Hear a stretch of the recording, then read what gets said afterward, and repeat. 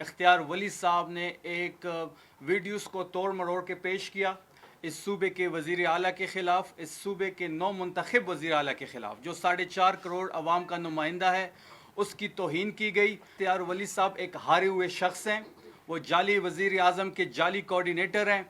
जैसे कि मीना खान साहब ने फरमाया कि जब परवेज़ खटक साहब नौशहरा से कैबिनेट में आए तब से इनका ववेला शुरू हुआ और इनको जाली कोऑर्डिनेटर बनाया गया। असम्बली के फ्लोर पे ख्वाजा आसिफ ने पाक अफवाज के बारे में क्या कहा? क्या मरियम नवाज ने जलसे में खड़े होके ये जो दहशत गर्दी है और इसके पीछे जो उन्होंने नारे और स्लोगन लगाए वो आपके सामने हैं। इनकी सियासी औकात और इसकी सियासी साख ये है कि वो 2024 में NA33 से जब वो इलेक्शन लड़े तो वो चौथे नंबर पे आए और हमारे ISF के नौजवान शाहद से वो शाहद के 91,000 वोट थे और इनकी 21,000 वोट थे। इनको समझ नहीं आ रही, जब से सोहेल अफरीदी साहब का नाम अनाउंस हुआ है तब से इनके औसान ख़ता हैं। हम आगे अगर देखें, जैसे मीना खान साहब ने बात की कि अगर हम नून लीग की बात करें, ये जो वीडियोस दिखाई गई कल, जो तोड़ मरोड़ के हकाइक को पेश किया गया, अगर आप थोड़ा सा तारीख़ में पीछे जाएंगे तो सबसे पहले तमाम प्रेस का बहुत शुक्रिया। मीना खान साहब ने काफ़ी चीज़ें आप सब के सामने रखी।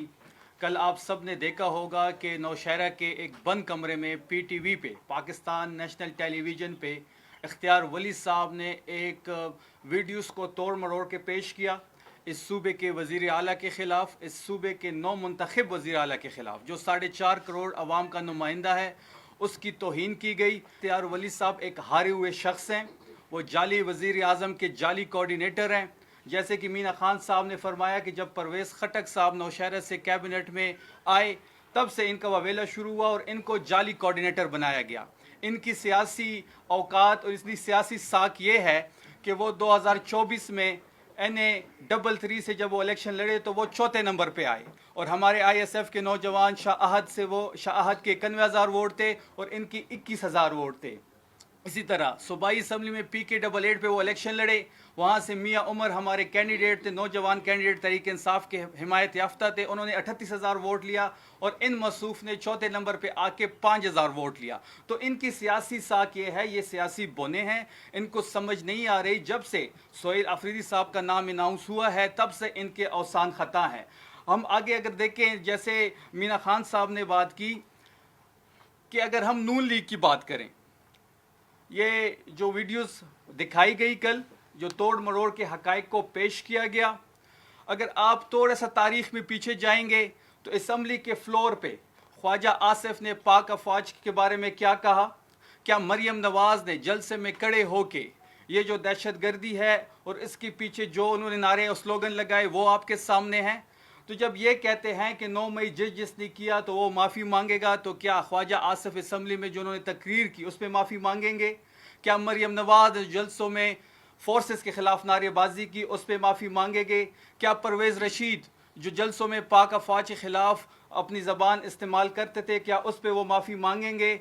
क्या नवाज शरीफ मीडिया में बैठ के मुख्तलिफ TV चैनल्स पे टॉक शोज़ में जो माशाल्लाह और बाकी चीज़ों को डिस्कस करते थे, क्या उस पर वो माफ़ी मांगेंगे? इनके अब तो बयान ही था कि वोट को इज़्ज़त दो, और वोट को इज़्ज़त देने से बात अब जहाँ तक आ गई है वो आप सब के सामने है।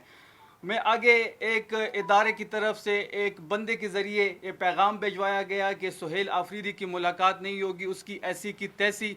तो हम यहाँ से बड़ा वाज़ेह पैगाम दे रहे हैं कि जो भी खैबर पख्तूनख्वा की आवाम के मैंडेट को देखेगा उसकी ऐसी की तैसी। ये इंशाअल्लाह खैबर पख्तूनख्वा 3/4 से तहरीक इंसाफ हुकूमत में है।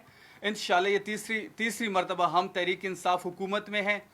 ये पहली और वाहिद हुकूमत है इस वक्त जो आवाम के वोट के ज़रिए से आई है, जो आम आवाम के वोट के ज़रिए से आई है। 8 फरवरी को इमरान खान के नाम पे पूरे मुल्क में इनकलाब आ चुका था, बदकिस्मती से हमारे मैंडेट पे डाका डाला गया, हमारी सीटें छीनी गई। वाहिद ही खैबर पख्तूनख्वा की हुकूमत है, यहाँ के गयूर अवाम ने तहरीक इंसाफ को और इमरान खान को वोट दिया और वोट की हिफाजत भी की। बाकी आखिर में मैं सिर्फ इतना कहना चाहूँगा कि 8 अक्टूबर से लेके आज तक इनको सोहेल आफरीदी हज़म नहीं हो रहा। खान के जो नौ मुंतखब और खान के नामजद वज़ीर आला हैं, नौजवान वज़ीर आला हैं, जिस तरीके से जब से वो 13 फरवरी को 90 वोट लेके खैबर पख्तूनख्वा के असम्बली से वो इलेक्ट हुए, उसके बाद हल्फ का जो ड्रामा आपके सामने था, ہم نے آئینی اور قانونی ہر راستہ اختیار کیا.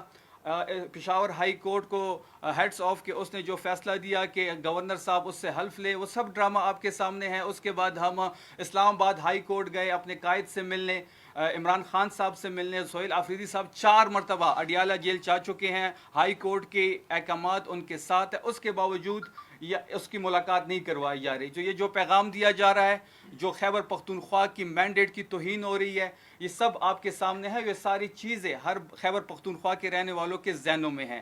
تو اس حوالے سے یہ پریس کانفرنس تھی.